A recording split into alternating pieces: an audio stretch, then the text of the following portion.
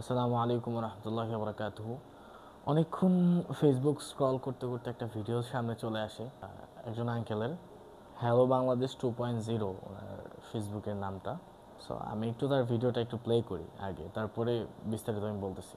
ভুলে গেছি গরুর গোস্ত, না মানি না মুখে, এসব এখন ধনির পণ্য, তারা খেয়ে থাক না বেঁচে সুখে। বলবো শুনবে ইলিশ মাছ, রূপকথার এক গল্প, সেই যে কবে খেয়েছিলাম, দাম ছিল তখন অল্প। এসব কথা বলতে গেলে কষ্টের নাই শেষ, সিন্ডিকেটের কবলে এখনো বাংলাদেশ। আসলেই বাংলাদেশ জুলাই আন্দোলনের এত এত মায়ের কোল খালি হয়েও তারপরে এখনও কোনো ধরনের লাভ হয় না আসলে।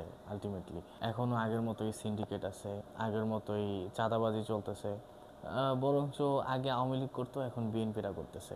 আসলে ঘুরে ফিরে বাংলাদেশ একই রকম আছে। জুলাইতে এত এত স্টুডেন্টরা মারা গেল, তারা কি চেয়েছিল? তারা চেয়েছিল এই দেশটা একটু সংশোধন হোক। হ্যাঁ, তারা চেয়েছিল দেশটা একটু ভালোর দিকে যাক। এই দেশটা কাদের? দেশটা আমাদের। তো তারা চেয়েছিল আমাদের দেশ, আগামী প্রজন্ম যাতে ভালো থাকতে পারে, আমাদের দেশটা যাতে ভালো কিছু হয়, এর জন্যই তো তারা যুদ্ধ করেছিল, তাই না? কিন্তু কি হলো আলটিমেটলি? আসলে সেরকম কিছু তো হলো না। উল্টো আগে চাঁদাবাজি করতো আওয়ামী লীগ, এখন বিএনপি চাঁদাবাজি করতেছে। এবং এখন যে সরকার ক্ষমতায় আছে ডক্টর ইউনূস সাহেব, সেও ঠিকভাবে দায়িত্ব পালন করতেছে কিনা জানি না। কারণ সে যদি ঠিকভাবে দায়িত্ব পালন করতো, বিএনপি চাঁদাবাজি, টেন্ডারবাজি, এরপরে গুম খুন হত্যা এগুলো কোনোভাবেই করতে পারতো না, এগুলো করার সাহসই পেত না। বাট কি হলো, এই যে চাঁদাবাজি বলেন, হত্যাকাণ্ড বলেন, এগুলোর কিন্তু কোনো ধরনের বিচার হচ্ছে না। এই বিচার হচ্ছে না বিদায়ী এগুলো কন্টিনিউয়াসলি চালিয়ে যাচ্ছে বিএনপি এবং ছাত্রদল মিলিয়ে ঝিলিয়ে। হ্যাঁ, এগুলার বিচার হচ্ছে না বলেই কিন্তু এখন পর্যন্ত চাঁদাবাজি এবং খুন হয়ে যাচ্ছে। এই বিষয় নিয়ে যারাই কথা বলবে তাদেরই সমস্যা হবে। জানি না আগামীতে আমার কি হয়।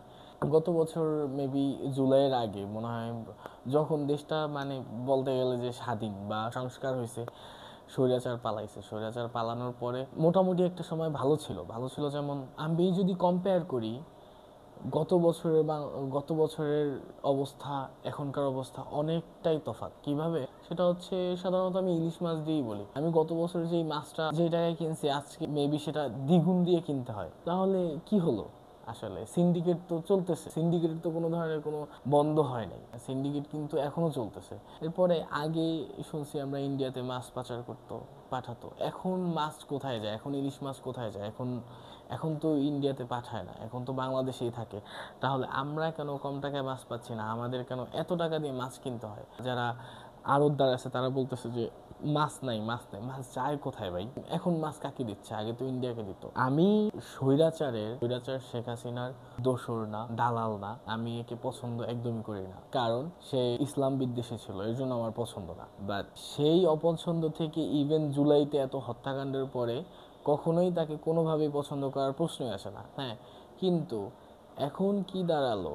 এখন সে পতন হওয়ার পরে দেশের তো কোনো উন্নতি হলো না, কোনো ধরনের কোনো মানে কিচ্ছু বন্ধ করতে পারলো না। এই যে ঢাকা শহরে এত এত যানজটগুলা কেন?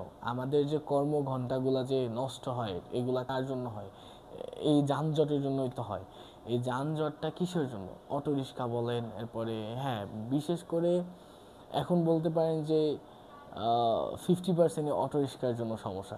কারণ অটোরিক্সা এত পরিমাণে বাড়ছে, ইভেন মেইন রোডে উঠতেছে।